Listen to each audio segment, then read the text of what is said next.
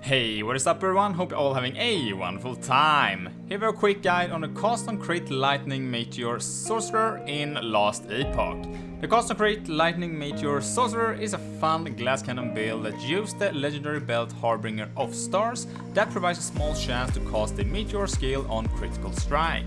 By stacking huge amounts of cast speed and by using Lightning Blast, we make it so we chain the Lightning Blast on the same target multiple times per cast. And this makes so the belt will trigger the Meteor skill for a huge burst of damage. We're also using the Vilatria set to make our meteors convert from fire to lightning, make it so we synergize nicely with the Lightning Blast as well. Also, by stacking a lot of intelligence, we gain some extra bonuses from the set like increased duration and chance to shock, and also flat lightning spell damage. And as I mentioned at the start, this is mostly a glass cannon build, but we do get a couple of damage reduction sources and also some ward and some extra defensive layers. For the pros, you get huge burst damage for single target. It's a very fast build and also a very satisfying build to play. Some cons is a squishy build. We do have some uniques to help with that though, but more about that later. Need a lot of uniques and set items to get started, and it can feel clunky if your mana runs out. For the uniques, we have Harbinger of Stars, and this belt makes it so we have a small chance to cast Meteor on crit if we are above 0 mana. We also get an extra level to the Meteor skill, increased fall damage and also less damage taken for each Meteor cast recently. Vilatria set, starting with Vilatria's Downfall, and this staff converts our Meteor skill from fire to lightning, and we also get some increased lightning damage and flat mana from this as well.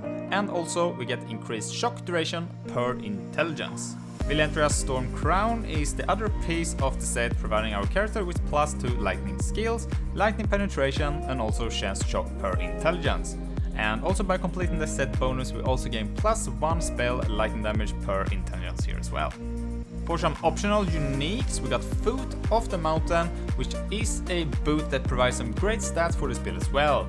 Not only we gain plus to all attributes, but we also gain -2 mana cost per stack of the mountain that we have. We gain this by standing still, and it can step up to 3, providing us -6 mana in total per cast. And this helps a bit with casting our Lightning Blast, making it basically free.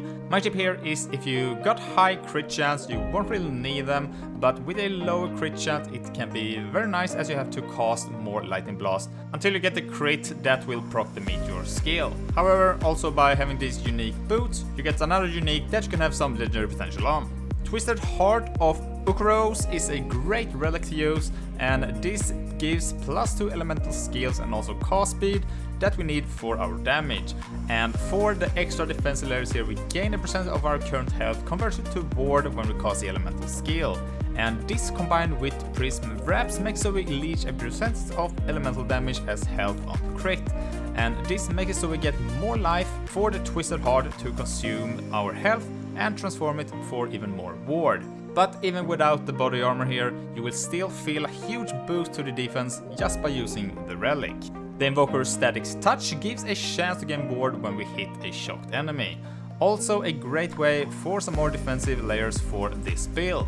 We also gain some extra spell lightning damage here on the rings as well. For the stats, try to go for health, resist for the cap, intelligence, cast speed, critical strike chance, critical multiplier, increased lightning, spell and also elemental damage, chance to shred armor and apply frailty on hit. And for the class specific stats, try to get the increased spell critical strike chance that will double if you have over 300 of your maximum mana.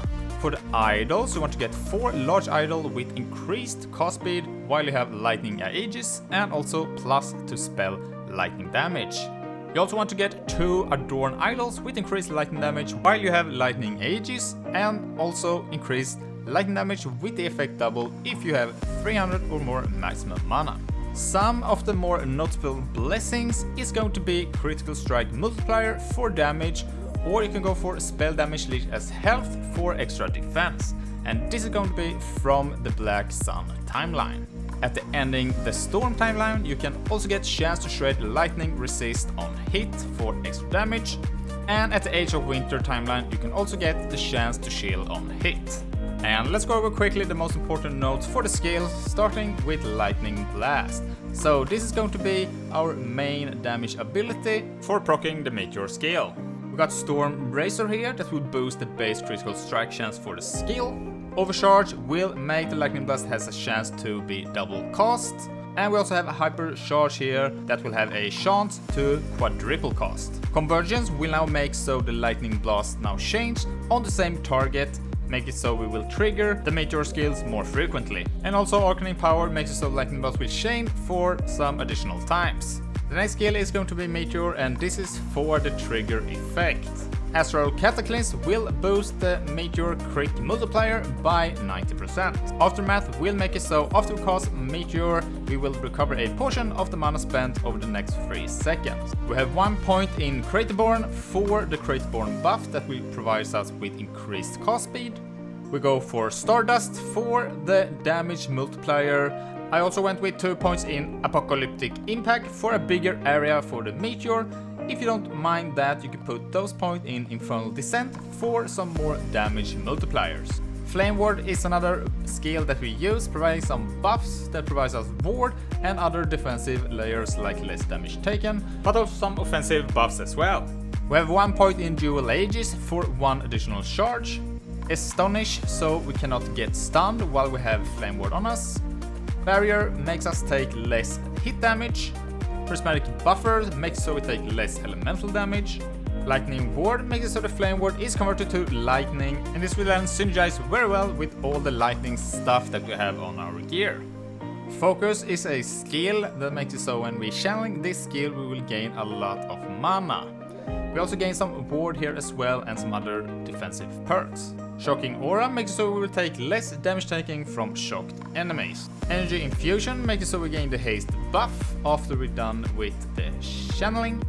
Conveyance will make it so the focus skill will now be a teleport skill as well. Energy Overflow will make it so we unleash a wave of lightning while we are channeling the skill. And it's also very nice because this can also trigger the Meteor skill. Arcane Ascendance is a powerful buff to this build, increasing spell damage, increased cast speed, and also dealing some light damage over time to surrounding enemies. While we are doing so, we cannot move, so do keep that in mind, and we will also drain the mana while we have the buff active. Mana Surge makes so we gain some mana once we are killing enemies. Superconductor will make it while we have the Arcane Ascendance active, we will automatically cast the Lightning Blast when we hit an enemy. Slow Breathing makes so we drain less mana per second, and Tranquility makes so all our spells cost less mana while we have Arcane Ascendance active. And here a quick preview of the passive skill tree, but for more information about the build I do recommend you go and check out the last Epoch build planner, and you can also find a very basic loot filter on the build planner as well that highlights all you need to get for both leveling and for the endgame. Link for this will be in the description. So what do you think about the cost on Crit Lightning Meteor build? Have you tried it out before maybe, or tried another version of it? Feel free to tell me in the comments below. Thanks for watching, don't forget to like and subscribe if you found this video helpful. And with that said, I'll see you in the next one. Bye!